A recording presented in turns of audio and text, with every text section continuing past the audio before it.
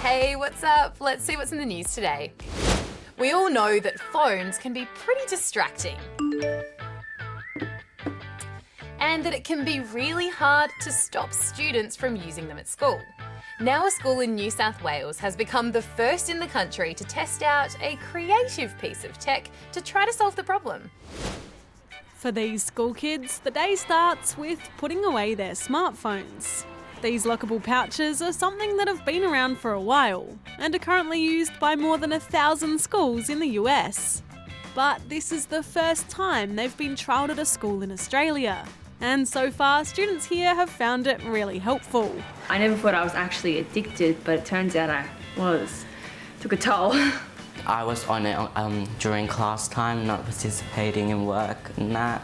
But now I'm really doing work and listening to the teacher. Before the pouches, the teachers here had a rule against phones, but they say it was tough to police and stop kids from using them.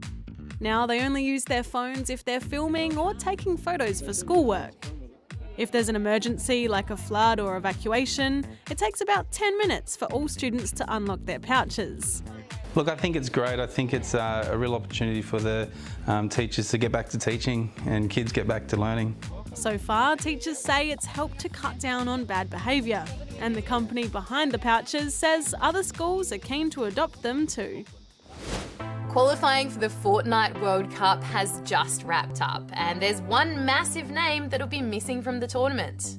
The world's most recognisable gamer, Ninja, was officially eliminated over the weekend after he failed to rack up enough points in the duos qualifiers with partner Reverse 2K.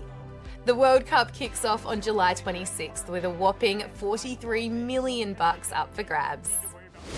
Speaking of tournaments, every year a very important competition is held in the United States, a competition to find the world's ugliest dog.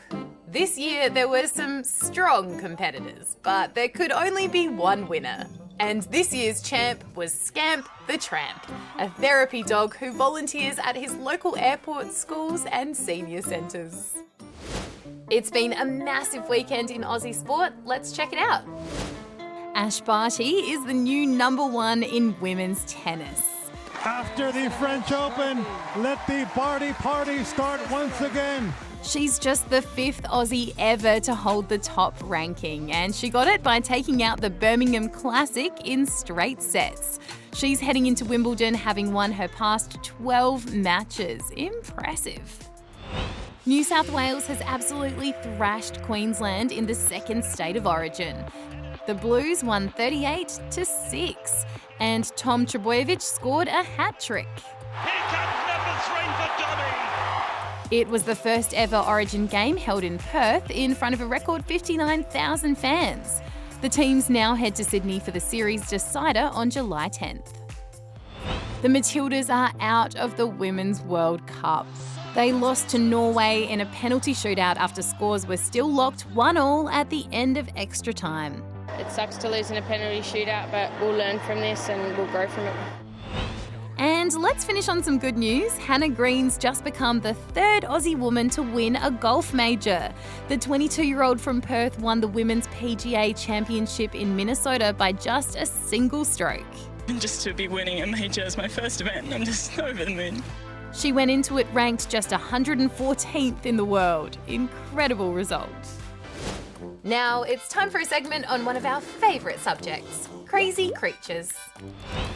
Some quick-thinking firefighters in the US worked out a clever way to rescue ducklings down a drain.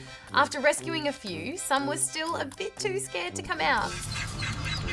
So the fireys played a YouTube video of duck sounds, which was enough to calm them down and lure them back out to safety. Have you ever wondered what a bear gets up to in the woods? Well, according to this camera feed at a national park in Russia, they enjoy a good old back scratch. A park monitoring camera caught the Russian bear doing his thing, and then this happened. Clearly, it wasn't too happy about the invasion of privacy.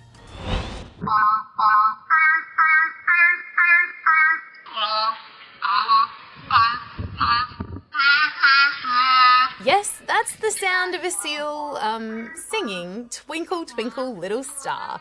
Researchers at a Scottish uni have found that grey seals can copy the sound of human words and songs, even the Star Wars theme.